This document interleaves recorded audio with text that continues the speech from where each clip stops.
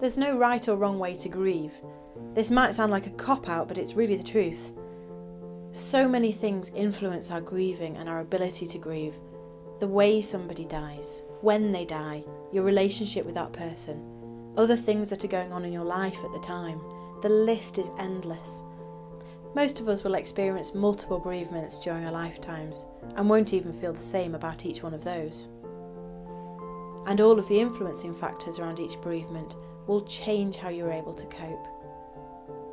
But what do we know about the common reactions and emotions around grief? We know from our clients, research and from personal experience that one of the ways grief can make us feel is though we are removed from our lives somehow, as though we are living in a strange bubble.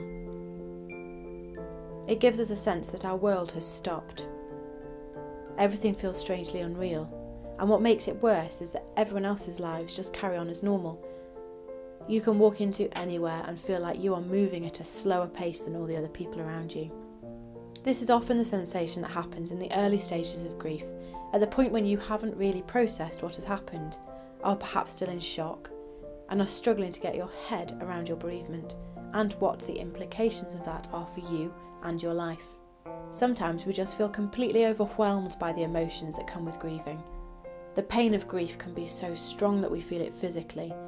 That horrible hollow feeling in the stomach, butterflies, feeling sick, headaches, muscle aches and pains, exhaustion, all can be symptoms of grief.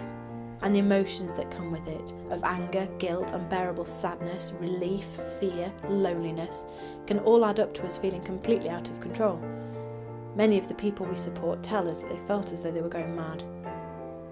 At other times, we don't have any choice but to put our grief down for a while because there are practical things that have to be dealt with, as little as we may want to. In some ways, this can also be a relief from the overwhelming emotions associated with grieving. And of course, we don't feel any of these things in isolation, or in a straight line, or in a neat little time frame. Grief comes like waves. Sometimes the waves are small and manageable.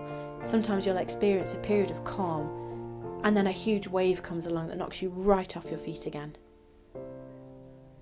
Over time, it is natural for the acute nature of your feelings and physical symptoms to lessen and become more manageable.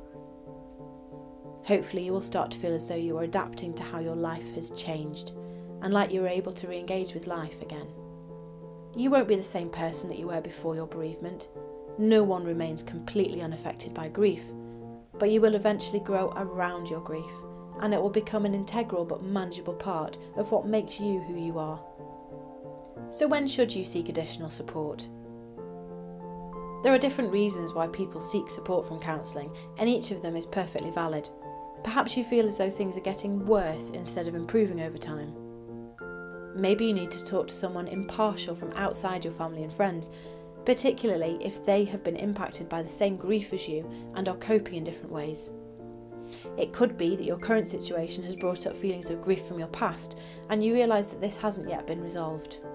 Whatever your reason, when you ring the Dove service, our team will listen and will be able to support you to make the best decision for you.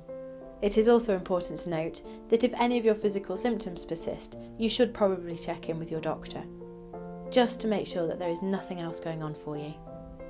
Our Allow Grief leaflet contains information about the natural grief process and can be downloaded from the self-care section on our website.